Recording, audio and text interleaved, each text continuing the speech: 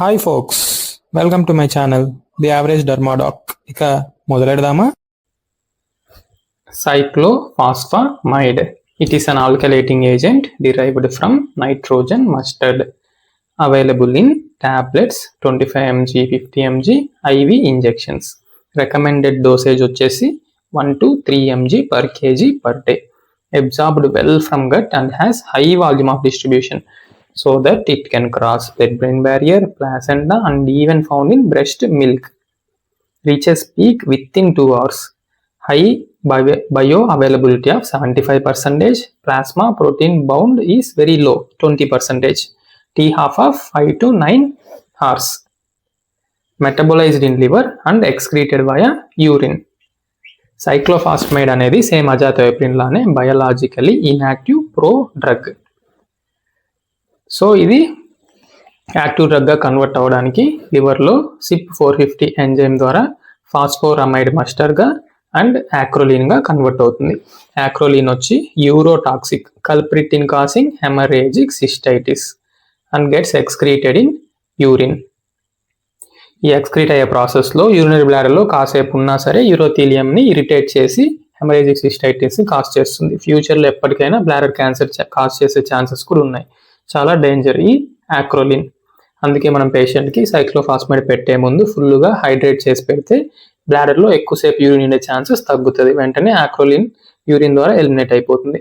ఇంకా ట్రీట్మెంట్ వచ్చి మెస్నా, యాక్రోలిన్కి బైండ్ అయ్యి దీన్ని ఇన్యాక్టివ్, నాన్ టాక్సిక్గా మార్చేస్తుంది అనమాట.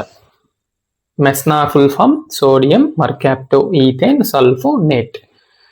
ఇంకా మన మెకానిజం ఆఫ్ యాక్షన్ కంటిన్యూ చేసే సైటోటాక్సిక్ యాక్టివ్ మెటబోలైట్ వచ్చి phosphoramide mustard, which alkylates DNA. Cyclophosphamide అనేది alkylating agent, so it alkylates DNA, leads to DNA cross linking and apoptosis, finally cell death. DNAని cell డివిజన్కి పనికి రాకుండా చేసేస్తుంది. ఇమ్యూనో సప్రెషన్, మెయిన్గా B సెల్స్ని ఇన్యాక్టివ్ చేసేస్తుంది. ఇంకా రెగ్యులేటరీ T సెల్స్ని కూడా. B సెల్స్ పనిచేయకపోతే మనం ఇమ్యూనోబుల్లస్ డిసీజెస్కి వాడుకోవచ్చు B సెల్స్ని సప్రెస్ చేసి. ఓన్లీ ఒకే ఒక FDA అప్రూవ్డ్ యూజ్ వచ్చి mycosis fungoides. Off label uses వచ్చి vasculitis, autoimmune diseases, neutrophilic dermatosis. Contraindications, absolute contraindications వచ్చి pregnancy and lactation, as it is a category D drug. High volume of distribution ఉంటుంది. Blood brain బ్యారియర్ని, ప్లెసెంటాని, breast మిల్క్లో కూడా found అవుతుంది అని చెప్పాను కదా. సో ఇక్కడ pregnancy and lactation is a contraindication. WBC కనుక <4K ఉంటే అసలు డ్రగ్గే స్టార్ట్ చేయకూడదు. హిస్టరీ ఆఫ్ బ్లాడర్ క్యాన్సర్ ఉన్న it is an absolute contraindication. ఇంకా ప్రతి డ్రగ్కి హైపర్ సెన్సిటివిటీ పర్టికులర్గా మెన్షన్ చేయక్కర్లేదు, మీరు రాసుకోవచ్చు హ్యాపీగా. Relative contraindication, derangements in LFT, RFT and active infections. Adverse effects వచ్చి ఏ డ్రగ్కైనా GI adverse effects, nausea, vomiting, diarrhoea first రాస్తాం. కానీ సైక్లోఫాస్మైడ్కి మాత్రం జెనైటో యూరినరీ సైడ్ ఎఫెక్ట్స్ రాస్తాం. ఎందుకంటే ఇది గొనాడోటాక్సిక్. టెస్టిస్లో, ఓవరీస్లో germ cells, actively dividing cells ఉంటాయి, వాటిని వెళ్ళి అటాక్ చేస్తుంది అనమాట. టెస్టిస్ని అటాక్ చేస్తే జూస్పర్మియా వచ్చేస్తుంది. ఓవరీస్ని అటాక్ చేస్తే ఎమెనోరియా. ఓవరీస్లో ఉన్న ప్రైమార్డియల్ ఫాలికల్స్ని అటాక్ చేస్తుంది అనమాట. అన్ని ఫాలికల్స్ కనుక డ్యామేజ్ అయిపోతే ఫీమేల్ పర్మనెంట్గా ప్రెగ్నెంట్ అయ్యే ఛాన్సెస్ కోల్పోతుంది. సో జాగ్రత్తగా ప్రెగ్నెన్సీ టెస్ట్ చేసుకునే సైక్లోఫాస్మైడ్ పెట్టుకోవాలి. యూరోటాక్సిక్ మెటబోలైట్ ఏంటి మనకు తెలిసిందే, acrolein, culprit in causing haemorrhagic cystitis. Treatment వచ్చి hydration, mesna. Hepatotoxicity at high doses, bladder cancer ఎప్పటికైనా వచ్చే ఛాన్స్ ఉంది సేమ్ యాక్రోలిన్ కల్ప్రిట్ వల్లే. సేమ్ అజాథయోప్రిన్ లాగా ఇక్కడ 4H గుర్తుపెట్టుకోండి. Hepatotoxic, haematological leukopenia, thrombocytopenia. Leukopenia వస్తుంది కాబట్టి మనం స్టార్టింగ్లోనే అబ్సల్యూట్ కాంట్రా ఇండికేషన్లో WBC చూసుకొని స్టార్ట్ చేసుకుంటాం డ్రగ్ని కూడా. ఒకవేళ 4K కన్నా తక్కువ ఉంటే అసలు స్టార్ట్ చేయం. Hypersensitivity, hair side effects like anagen effluvium, irreversible pigmentation of skin, nails, teeth. Investigations and monitoring వచ్చి CBC విత్ డిఫరెన్షియల్ కౌంట్. పొరపాటున 4K కన్నా తక్కువ ఉంటే స్టార్ట్ చేయము.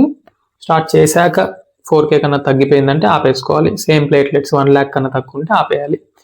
యూరిన్ అనాలిసిస్, మెయిన్గా RBCs చెక్ చేయడానికి. RBCs ఉన్నాయంటే లోపల హెమరేజిక్ సిస్టైటిస్ స్టార్ట్ అయిపోయినట్టే. సో ఇవన్నీ చాలా ఇంపార్టెంట్ కాబట్టి వీటిని అవాయిడ్ చేయడానికి, వెంటనే కనిపెట్టడానికి వీక్లీ వన్స్ చేసుకుంటాం first 3 months. Next weekly once second 3 months. ఆ తర్వాత మంత్లీ వన్స్ చేసుకుంటాం. సైక్లోఫాస్మైడ్ పెట్టిన రోజులు చేస్తూనే ఉంటాం. ఎల్ఎఫ్టీస్, ఆర్ఎఫ్టీస్ మంత్లీ వన్స్ ఫస్ట్ 3 months, ఆ తర్వాత 4 monthsకి ఒకసారి చేసుకోవచ్చు. ప్రెగ్నెన్సీ టెస్ట్ ఎందుకు చేయాలో మనకు తెలుసు. Follow up for 6 months to screen for carcinomas. Carcinomas వచ్చే ఛాన్స్ ఉన్నాయి కాబట్టి లింఫాడినోపతి వస్తుందా లేదా అని ప్యాప్స్మియర్ కానీ చేసుకుంటూ మానిటర్ చేసుకుంటాం. డ్రగ్ ఇంట్రాక్షన్స్, సైక్లోఫాస్మైడ్ రెడ్యూస్ చేసే డ్రగ్స్ వచ్చి dexa, prednisolone, ondansetron, phenytoin, rifampin enzyme inducers. Cyclophosphamide పెంచేసే drugs fluconazole, ciprofloxacin, allopurinol, same azathioprine లానే. ఛానల్ పేరు గుర్తుందిగా, లైక్, షేర్, సబ్స్క్రైబ్ చేయడం మాత్రం మర్చిపోకండి. Thank you. హస్త లా విస్తా, దస్విదానియా.